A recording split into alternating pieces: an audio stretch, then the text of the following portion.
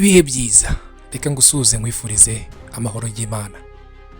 Umunyarwanda yarihoreye ati abwirwa benshi akumva bene yo, kandi nyiramatwi yumve nyiramaso yirebere. Ibikubiye muri iyi nkuru ngiye kukugezaho ni ibitekerezo bwite bya Musangwa Arthur. Uyu ni umunyamakuru wandika ku ngingo zitandukanye, ni Umunyarwanda. Yarateruye abwira Madame Ingabire Victoire umuhoza mu Ibaruwa Ifunguye ati: Madame Ingabire cyangwa mukecuru nk'uko bamwe mu bakuba hafi bakunda kukwita, ndizera kuri amahoro aho ucumbikiwe muri sitasiyo ya RIB i Remera. Nubwo wakunze guhemukira urwakubyaye, ukemera kuba igikoresho cy'abifuza kurubona ruzima, uri umunyarwandakazi, nkwifurije ubuzima bwiza. Ku myaka 57 yawe myiza, mbona wari ukwiye kuba usekana n'abuzukuru, ubaha amata nk'undi mubyeyi w'i Rwanda, ukarerera igihugu kikagera akwiterambere benshi tukifuriza. Nagahinda kuba ari wowe unyuzwamo imigambi y'abashaka kongera guhekura u Rwanda bakarugeza aha nyuma yaho rwageze mu mwaka w'1994. Sindi nk'abandi bakwikoreza umutwaro w'umubyeyi wawe Tereza Dusabe, aho yakoreraga ku kigo nderabuzima cya Butamwa, yiswe dogiteri w'urupfu kubera kwica abagore b'abatutsi bari batwite, agahonda impinja ku nkuta. Icyaha ni gatozi. Kuki wakwikorera umusaraba we, ariko kubera iki wemeye kuba umuvugizi we n'izindi nkwaramaraso z'abajenosideri ziri kwirira ubuzima hakurya yo, ukeneye kubaho ubuzima bwawe? Madame Ingabire, ikinyoma cyo kwitwikira politiki ushaka kugarura ingengabitekerezo ya Hutu Power mu Rwanda nturabasha kubona ko cyatahuwe kare? Niko se, nibyo koko wanyarukiye hakurya i Belgrade muri Serbia wifashisha umutungo mu by'ubwenge w'abaho ngo ushyire mu bikorwa operation shira ubwoba udahungetwa ugahungeta, serwakira, sondage n'indi migambi, ko umutego mutindi ushibukana nyirawo? N'igitambambuga acyamaze kumenya ko iyo uvuga ngo ibiganiro hagati ya leta y'u Rwanda n'impunzi ziri muri Repubulika Demokarasi ya Kongo, uba uvugira umutwe w'iterabwoba wa FDLR kuko niwo uhakorera. Stati y'ubuhunzi ku banyarwanda bahunze kuva mu mwaka w'1959 kugeza mu mwaka w'1998 yarangiye ku itariki 31 z'ukwezi k'Ukuboza umwaka w'2017. Abo wita impunzi n'abajenosideri bahunze ubutabera, bakisuganya ngo bazagaruke guhirika ubutegetsi, guhirika ubuyobozi buriho no kumaraho burundu abatutsi mu Rwanda. Umunsi ugira uti ntewe ishema n'ibikorwa bya wazalendo, kandi kenshi kuri benshi ibyawe byabaye nka ya mabuno y'inkoko agaragazwa n'umuyaga. Kurema ihuriro ry'imitwe yitwaje intwaro ihuriye ku rwango yanga abatutsi ruzwi nka wazalendo, kwakurikiwe n'ubwicanyi bwibasiye abatutsi b'abanyekongo kugeza naho botswa bakaribwa ku mugaragaro izuba riva. Ibyo bigwi byabo bigutera ishema? Nibyo ushaka kuzana mu Rwanda? Oya, ubukire nk'ubwo ndabugaye ntumpeho. Madame Ingabire, ziriya ngirwa bihembo abanyaburayi bagushukisha ukibwira ko uri igitangaza, nuko bakubonamo igikoresho cyiza bakwifashisha ngo basubize u Rwanda mu bihe by'umwijima rwavuyemo. Nyuma y'uko FPR ibaheje burundu mu buzima bw'igihugu cyacu, bahora bashaka aho bamenera ngo bateze akaduruvayo. Niyo mpamvu ubwo umubyeyi wawe n'abandi bajenosideri bari mu Burayi bagutoranyaga ngo ujye kuyobora RDR, ARIRE, FDLR na FDU inkingi, abo bera bahise bagusekera bakwizeza ubufasha, baranabuguha koko utera inkunga ibikorwa bya FDLR wirengagije ko ibitero igaba ku nzirakarengane bisiga imfubyi n'abapfakazi. Umunsi numva uvuga ngo wifuza gusubira mu Buholandi gusura umugabo wawe, abana n'abuzukuru, nibashije niba ujya ufata umwanya wo gutekereza ku batakibasha kubona ababo kuko ibitero bya FDLR wateye inkunga byabahekuye. Uwavuga ko uri umubyeyi gito yababeshye. None umukuru w'igihugu arakubabariye, usohoka utarangije igihano, usohoka muri gereza wizeza ko ugiye gutanga umusanzu mu kubaka igihugu. Udakeye kabiri uti ndi Ingare ya Kasha.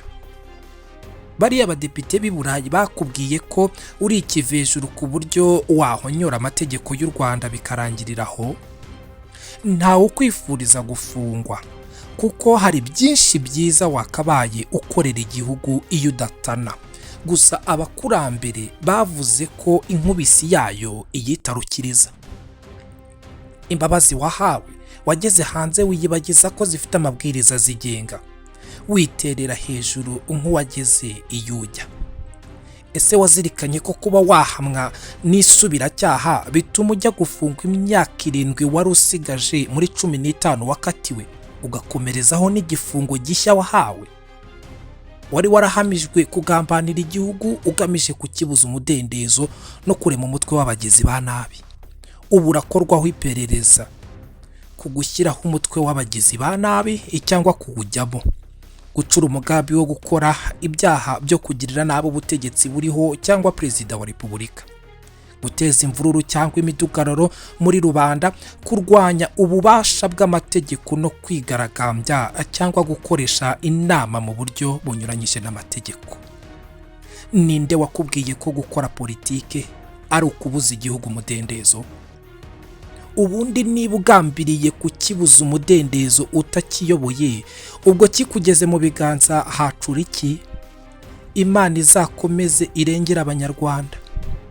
Iyo ubugenzwa no gukora politike koko wakabaye warayikoze, kuko Habineza Frank na Mpayimana Philippe barayikora kandi ntibigeze bakusanya abantu ngo babasomeshe ibitabo by'uko bagomba kumvisha FPR. Bashaka ibisabwa bakiyamamaza kugira ngo nibatsinda bazayobore, batsindwa bakemera. Kucyo cyumva ko uzayobora ari uko umenya amaraso. Ubwo nusubira hagati y'inkuta enye imageragere, ba nyokobuja na basobuja bazasakuza mu itangazamakuru ngo leta y'u Rwanda ihohotera abatavuga rumwe nayo. Iyi niyo turufu bakoresha kuva mu myaka 30 ngo basiga icyasha leta irangajwe imbere na FPR, ariko abanyarwanda tuzi iby'iwacu kubarusha. Wowe iyo urebye ibikorwa byawe ubona bikwiye kwitwa kutavuga rumwe na FPR cyangwa no kutavuga rumwe n'abanyarwanda. Ku munsi wawe wa mbere ugera ku rwibutso rwa Kigali ruri ku Gisozi muri Kamena mu mwaka w'ibihumbi 2010, ukabaza ngo imibiri y'abahutu irihe ko ubona iy'abatutsi gusa, benshi bahise bamenya ko utazanywe na politiki. Yamenye kuje guhagararira abagifite ingengabitekerezo ya Parmehutu, imwe Kayibanda na Habyarimana bimakaje, kugeza hishwa abatutsi barenga 1 miliyoni muri jenoside yakorewe abatutsi umwaka w'1994, bikorwa mu minsi 100 gusa.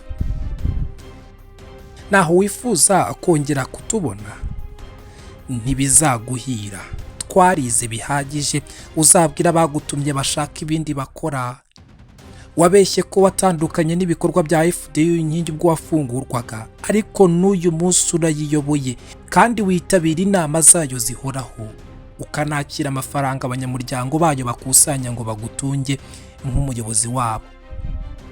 Iriya baringa wise Darufu Murinzi ntiyemewe nk'umutwe wa politiki ukorera mu Rwanda, ariko ntibyakubujije gukomeza kwiyita perezida w'ishyaka, ukanashaka abanyamuryango bashya, ari nako uhugura abo usanganywe uko bahungabanya umutekano w'u Rwanda.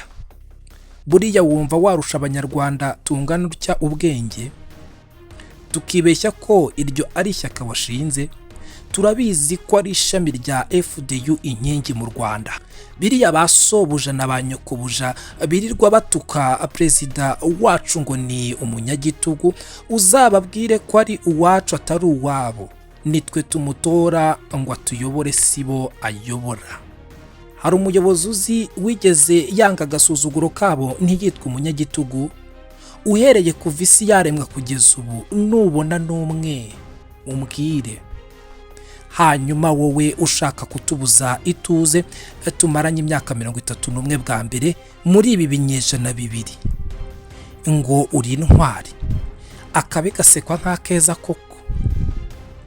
Zibukira ufi buzimu ugaruka ibuntu, kuko nawe ubishatse waba muzima, cyane ko nawe ukwiye ibyiza, ukerera igihugu imbuto. Komeza ugire amahoro. Ngiyi Ibaruwa yagenewe Madame Victoire Ingabire Umuhoza. Nkwifurije kugubwa neza. Njye wumva kuri mikro nitwa Peter, nkwifurije amahoro n'amahirwe. Uyu muyoboro wacu witwa Ijwi TV. Dusubire mu zindi ngingo z'ibiganiro turi kugutegurira. Ciao ciao, bye. Kefa Advert Producer, gukorera advertisement, kwamamaza bivuga kuri business yawe na documentaire zabiza ubuhamya bwawe cyangwa ku cyari cyo cyose ushaka gukoreraho mwijwi ryiza ry'umwimerere bya kinyamwuga. Yandikira kuri WhatsApp cyangwa umpamagare kuri nimero zikurikira 0782 Advertise with me professionally. Byifashe bite? Nizihe nkuru ziri kuvugwa mu ruhando rwa politike? Ese guhangana mu ntambara cyangwa ibyorezo byugarije isi byaba ingingo muzo ukeneye kugira icyo umenyaho buri munsi? Ni buri munsi ku Ijwi 250 TV hamwe na Peter muri Byifashe bite.